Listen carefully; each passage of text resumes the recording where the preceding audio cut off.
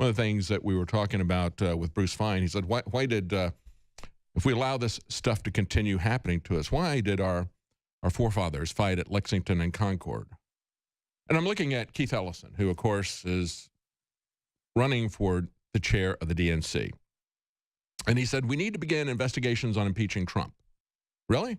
Really? For this ridiculous thing, saying that because he has some foreign business interests with hotels that he is now receiving payments from foreign governments. Come on. That is such an absurd stretch. But I think Keith Ellison, Congressman Keith Ellison, is the one who needs to be impeached. He needs to be impeached for his opposition to the Second Amendment. And this came up in a program that happened just in the last day or so. But before we get to that, I just, you know, if you're going to come after the Second Amendment, if you're going to say we need to come after the Second Amendment, which he did when he was on with Bill Maher, and Dana Bash called him on this, if you're going to say that we have to do that, what about impeaching him for violating his oath to uphold the Constitution that he took on the Quran? Keith Ellison was the first one to take his oath to the Constitution on the Quran. See, one of the reasons that we do it on the Bible, even people who are not believers in Christianity, one of the reasons we do that is because our government is based on the principles that are in the Bible, the Judeo-Christian principles that are in the Bible. They're not based on the Quran. It's not based on Sharia law. So that's one of the reasons why we have that done. But let's talk about his opposition to that very Constitution that he took an oath to. Breitbart reports about how during Wednesday's Democrat leadership debate on CNN, DNC chair candidate Keith Ellison was questioned by Dana Bash about his comment on HBO's Real Time with Bill Maher in 2014, where he said he wished the Democrat Party would come against the Second Amendment. He said, he said, I remember that very well, he said to her when she asked him. He said, what I talked about was my grandfather's shotgun and the fact that I'm a turkey hunter. And she pushed back, and good for her. She said, well, I'll read you exactly what was said. Bill Maher said, then, why doesn't your party come out against the Second Amendment? It's the problem. And your response was, I sure wish they would. I sure wish they would. Now, let's look at the bigger context that's here in the Breitbart article. Before that, he said, I'm for gun control, but I don't think you've got to eliminate ownership of all guns in order to get some common sense gun rules. I mean, 27 children were just mowed down. Isn't that enough? One of our own colleagues, Gabby Giffords, was shot in the face. And then Maher asked, then why doesn't your party come out against the Second Amendment? It's the problem. And he says, I sure wish they would. I sure wish they would. And then after that, Maher said, common sense gun safety is BS.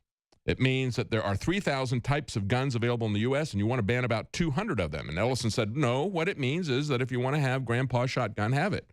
But get rid of the crazy military-style assault weapons. Well, let me explain something to you. When the Second Amendment was written, all guns were assault weapons, and they still are, folks. But all guns were military weapons. Black powder rifles, black powder muzzles, they didn't have shotguns even at that time. Okay, so that's a modern weapon. Let's get excited about that. But they were all military weapons. When they went to Lexington and Concord, they weren't just coming after the rifles and muskets. They were coming after cannons. That's what the militia had. That's what a free people have.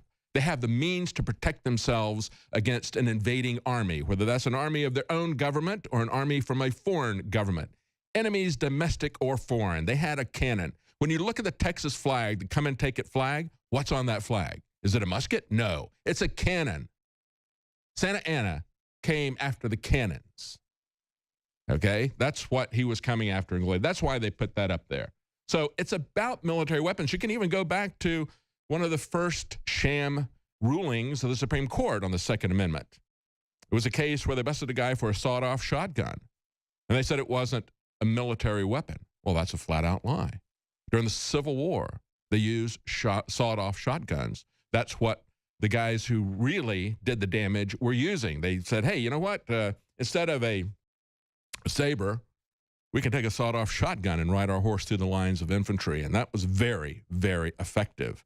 So it had been used, and it had been used in World War I. It was a military weapon. And they went ahead with that court case, even though the defendant who was going to protest that, he died. And they continued on with that because they wanted to establish a precedent. They wanted to come after the Second Amendment, like Keith Ellison. So Keith Ellison is the one who ought to be impeached for violating his oath to the Constitution that he took on the Quran for the first time. But let's go.